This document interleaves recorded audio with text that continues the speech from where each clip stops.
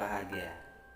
Jumpa lagi bersama saya, Paulus Severinus Manusu, yang kali ini akan sedikit berbicara tentang bagaimana filosofi atau asas trikon yang dicetuskan oleh Bapak Pendidikan kita, Ki Hajar Dewantara. Memang pendidikan itu adalah satu proses bergerak. Pendidikan itu adalah suatu proses yang tidak diam, yang dia akan terus berubah dan berubah.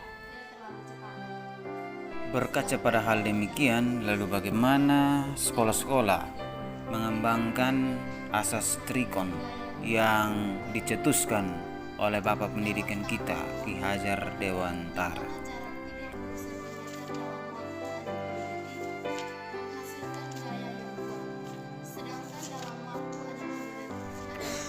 Tiga asas itu antara lain yang pertama tentang continue.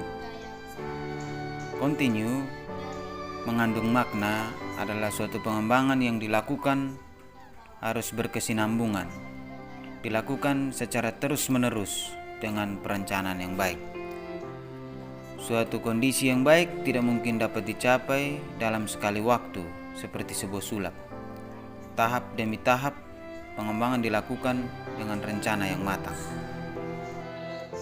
Misalnya, dalam proses pembelajaran, kebiasaan-kebiasaan kita untuk melibatkan siswa dalam proses pembelajaran harus terus-menerus kita lakukan agar semakin berkesinambungan dan terus menjadi satu kebiasaan warga sekolah dalam mengikuti pembelajaran di kelas.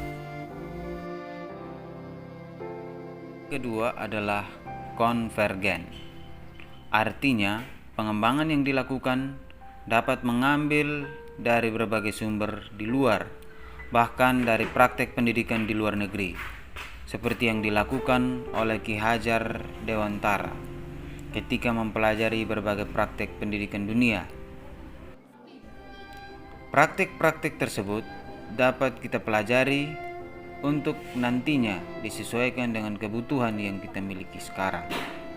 Saat ini teknologi informasi telah sedemikian canggih sehingga guru bahkan dituntut untuk mempelajari berbagai kemajuan pendidikan dari mana saja dan kapan saja.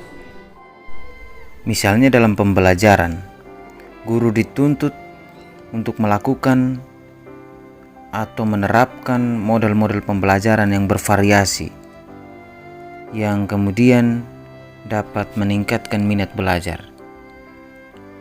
Tidak hanya menggunakan metode belajar yang monoton, yang kemudian memberikan rasa bosan bagi peserta didik. Yang ketiga adalah konsentris. Konsentris ini mengandung arti bahwa sebuah pengembangan pendidikan yang dilakukan harus tetap berdasarkan kepribadian kita sendiri, harus berdasarkan karakter lembaga kita, karakter dan keadaan kita. Tujuan utama pendidikan adalah menuntun tumbuh kembang anak secara maksimal sesuai dengan karakter kebudayaannya sendiri. Oleh karena itu, meskipun Ki Hajar menganjurkan kita untuk mempelajari kemajuan bangsa lain, namun tetap semua itu ditempatkan secara konsentris dengan karakter budaya kita sebagai pusatnya.